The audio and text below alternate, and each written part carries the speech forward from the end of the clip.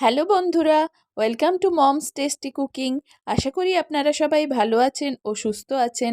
আজকে আমি আপনাদেরকে চিলি পানির ও এগ ফ্রাইড রাইস বানিয়ে দেখাবো। একদম ঘরোয়া পদ্ধতিতে খুব কম সময়ের মধ্যে আপনি এই দুটি রেসিপি বানিয়ে নিতে পারবেন। চলুন রান্নাটা শুরু করি। প্রথমে আমি হাতের কাছে সমস্ত উপকরণ রেডি করে নিয়েছি। রান্না করতে করতে বলে দেবো কোন উপকরণ কতটা লাগলো, না হলে ভিডিওটা অনেক বড় হয়ে যাবে। এবার আমি একটা বাটি নিয়ে নিলাম। বাটির মধ্যে 1 চামচ ডার্ক সোয়া সস ও 1 চামচ টমেটো সস দিয়ে দিলাম। 1 চামচের মতো চিলি সস দিলাম। 1 চামচের মতো শেজওয়ান সস দিলাম। এবার এর মধ্যে ভিনিগারে ডোবানো 1/2 চামচ কাঁচা লঙ্কা দিলাম এবং 1/2 চামচ ভিনিগার দিয়ে দিলাম। এবার সব উপকরণগুলো ভালো করে মিশিয়ে নেব। এই মিশ্রণটির মধ্যে 1/2 চামচের মতো গোলমরিচের গুঁড়ো দিয়ে চামচের সাহায্যে আবারও সব কিছু ভালো করে মিশিয়ে নিতে হবে। আপনাদের সাথে একটা জিনিস শেয়ার করি, আমি কাঁচের বটলের মধ্যে এভাবে কাঁচা লঙ্কা কেটে ভিনিগারে ডুবিয়ে নর্মাল ফ্রিজে রেখে দিই এবং যখন যেরম লাগে প্রয়োজন মতো বের করে ব্যবহার করি। এতে আমার অনেক সময় বেঁচে যায়। আর একটা টিপস দিই, কাঁচা লঙ্কাগুলো কিন্তু আমি কাঁচি দিয়ে কাটি, তাহলে হাতে ঝালটা লাগে না। আপনারা চাইলে এরম বানিয়ে রেখে দিতে পারেন, এতে অনেক সময় বেঁচে যাবে। এবার গ্যাসটা অন করে একটা ফ্রাইং প্যান বসালাম। ফ্রাইং প্যানের মধ্যে 2 চামচের মতো সাদা তেল দিয়ে দিলাম। তেলটা সামান্য গরম হলে কেটে রাখা পনিরগুলো এর মধ্যে দিয়ে উল্টে পাল্টে ভেজে নিতে হবে। পনিরটা সামান্য ভাজা হয়ে এলে এর মধ্যে 1/2 চামচের মতো নুন দিয়ে দিলাম। পনিরটা খুব বেশি লাল করে ভাজবো না, সামান্য ব্রাউন হয়ে এলে একটি পাত্রে তুলে রাখবো। এবার ওই একই ফ্রাইং প্যানে 2টো কাঁচা লঙ্কা কেটে ভেজে নেব। আমি এর মধ্যে আর কোনো তেল অ্যাড করিনি এবং গ্যাসের ফ্লেমটা মিডিয়ামেই রেখেছি। কাঁচা লঙ্কাগুলো অর্ধেক ভাজা হয়ে গেলে একটা পাত্রে তুলে রেখে দেবো। এবার ওই একই ফ্রাইং প্যানে কোনো তেল অ্যাড না করে 2 চামচের মতো রসুন কুচনো দিয়ে দিলাম। রসুনটা সামান্য ভাজা হয়ে এলে পেঁয়াজ পাতার ডাঁটার পাটটা এর মধ্যে দিয়ে দিলাম। 2 সেকেন্ড নাড়াচাড়া করার পর ডুমো ডুমো করে কেটে রাখা 2টো বড় পেঁয়াজ এর মধ্যে দিয়ে দিলাম। পেঁয়াজের পাটগুলো আমি খুলে দিয়েছি। এবার একটি বাটিতে 2 চামচের মতো কর্নফ্লাওয়ার নিয়ে নিলাম। এবার কেটে রাখা একটা গ্রিন ক্যাপসিকাম এর মধ্যে দিয়ে দিলাম। সামান্য নুন অ্যাড করে দিলাম। নুনটা আপনারা আপনাদের স্বাদ মতো দেবেন। এবার 2 সেকেন্ডের মতো নাড়াচাড়া করে লাল আর হলুদ ক্যাপসিকাম এর মধ্যে দিয়ে দেবো। কোনো সবজি কিন্তু খুব বেশি ভাজা হবে না। গ্যাসের ফ্লেমটা আমি হাইতে রেখে সমস্ত ভেজিটেবলগুলো নাড়াচাড়া করে নেব। এতে ভেজিটেবলগুলোর মধ্যে একটা স্মোকি ফ্লেভার আসবে। এবার 1 চামচের মতো চিনি দিয়ে দিলাম। গ্যাসের ফ্লেমটা হাইতে রেখেই সবজিগুলো নাড়াচাড়া করতে হবে, না হলে সবজি থেকে জল বেরিয়ে এলে সবজিগুলো নরম হয়ে যাবে, তখন খেতে ভালো লাগবে না। এবার এর মধ্যে 2 চামচের মতো কুচনো রসুন দিয়ে দিলাম। গ্যাসের ফ্লেমটা এবার মিডিয়াম করে সব উপকরণগুলো নাড়াচাড়া করব। 1 চামচের মতো গোলমরিচের গুঁড়ো দিয়ে দিলাম। এবার একটি পাত্রে 2 চামচ কর্নফ্লাওয়ারের মধ্যে নর্মাল জল মিশিয়ে একটা কর্নফ্লাওয়ারের মিক্সচার বানিয়ে নেব। এবার আগে থেকে বানিয়ে রাখা সসের মিক্সচারের অর্ধেকটা এর মধ্যে দিয়ে দেবো। সব উপকরণ সামান্য ভাজা ভাজা হয়ে এলে এর মধ্যে ভেজে রাখা পনিরগুলো অ্যাড করে দেবো। সসটাও সামান্য ভেজে নিতে হবে, না হলে ফ্লেভার আসবে না। এবার বাকি সসের মিক্সচারটা এর মধ্যে অ্যাড করে দেবো। সামান্য জল অ্যাড করে দিলাম। আপনারা যেরকম গ্রেভি খাবেন সেই মতো জল অ্যাড করবেন।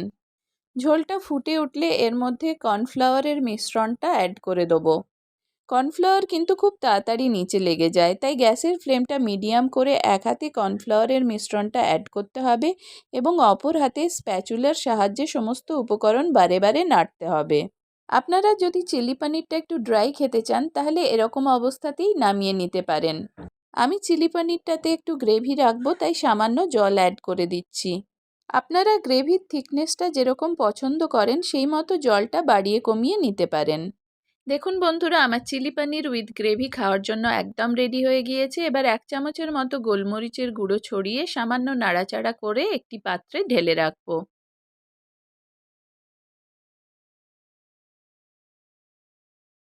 এবার ভেজে রাখা কাঁচা লঙ্কা ও কুচনো পেঁয়াজ পাতা দিয়ে গার্নিশ করে নেব। আপনারা যদি একটু বেশি ঝাল খান তাহলে ভাজা কাঁচা লঙ্কাগুলো আগে দিয়েই 2 সেকেন্ড ফুটিয়ে নিতে পারেন। আমার বাচ্চারা ঝাল কম খায় বলে আমি ওপর থেকে কাঁচা লঙ্কা ভাজাগুলো ছড়িয়ে দিলাম। আপনারা আপনাদের প্রয়োজন মতো ঝাল নুন অ্যাড করে নেবেন। এবার চলুন এগ ফ্রায়েড রাইসটা বানিয়ে নিই। এগ ফ্রায়েড রাইস বানানোর জন্য আমি সমস্ত উপকরণ রেডি করে নিয়েছি। এবার একটি পাত্রে 2টো ডিম ভেঙে নিয়ে নিলাম। এবার এর মধ্যে 1 চিমটি নুন দিয়ে ডিমটাকে ফেটিয়ে নেব। এবার গ্যাসটা অন করে একটা কড়াই বসালাম। কড়াইতে 2 চামচের মতো সাদা তেল দিয়ে দিলাম। তেলটা ভালোভাবে গরম হলে এর মধ্যে ফেটিয়ে রাখা 2টো ডিম দিয়ে দেবো। এইভাবে 2টো ডিম দিয়ে আমি স্ক্র্যাম্বলড এগ অর্থাৎ ডিমের ভুজিয়া বানিয়ে নেব। ডিমটা খুব বেশি কড়া করে ভাজবেন না। ডিমের ভুজিয়াটা আমি যেভাবে বানিয়ে নিচ্ছি সেভাবে বানাবার চেষ্টা করবেন, তাহলে খেতে ভালো লাগবে। আমার ডিমের ভুজিয়া বানানো হয়ে গেছে, একটা পাত্রে ঢেলে রেখে দেবো। এবার ওই একই কড়াইতে 2 চামচের মতো সাদা তেল দিয়ে দিলাম। তেলটা সামান্য গরম হলে 1 চামচের মতো রসুন কুচনো দিয়ে দিলাম। রসুনটা লাল করে ভাজা হয়ে এলে একটা গোটা পেঁয়াজ কুচনো দিয়ে দিলাম। পেঁয়াজটা কিন্তু একদমই লাল করে ভাজবো না। পেঁয়াজটা সামান্য ভাজা হয়ে এলে এর মধ্যে লম্বা লম্বা করে কেটে রাখা সবুজ ক্যাপসিকাম 1 কাপের মতো দিয়ে দিলাম। এবার এর মধ্যে 1/2 চামচের মতো চিনি ও 1/2 চামচের মতো নুন অ্যাড করে দিলাম। সব উপকরণগুলো 2 সেকেন্ডের মতো নাড়াচাড়া করে 1 মুঠো কুচনো পেঁয়াজ পাতা দিয়ে দিলাম। 1/2 চামচের মতো গোলমরিচের গুঁড়ো দিয়ে দিলাম। আমি কিন্তু গ্যাসের ফ্লেমটা মিডিয়ামে রেখেছি। এবার এর মধ্যে লম্বা লম্বা করে কেটে রাখা লাল হলুদ ক্যাপসিকাম 1 কাপের মতো দিয়ে দিলাম। 3 ভাগের 1 ভাগ ডিমের ভুজিয়া এর মধ্যে অ্যাড করে দিলাম। মিডিয়াম টু লো আঁচে সব উপকরণগুলো সামান্য ভেজে নেব, খুব বেশি ভাজবো না। এবার আগে থেকে জল ঝরিয়ে রাখা ভাতটা এর মধ্যে অ্যাড করে দেবো। ভাতটা আপনারা একটু শক্ত থাকতে থাকতেই নামাবেন, না হলে এই সময় নাড়তে গিয়ে ভাতটা ভেঙে যেতে পারে। আবারও সব উপকরণ ভালো করে নেড়েচেড়ে মিশিয়ে নিতে হবে।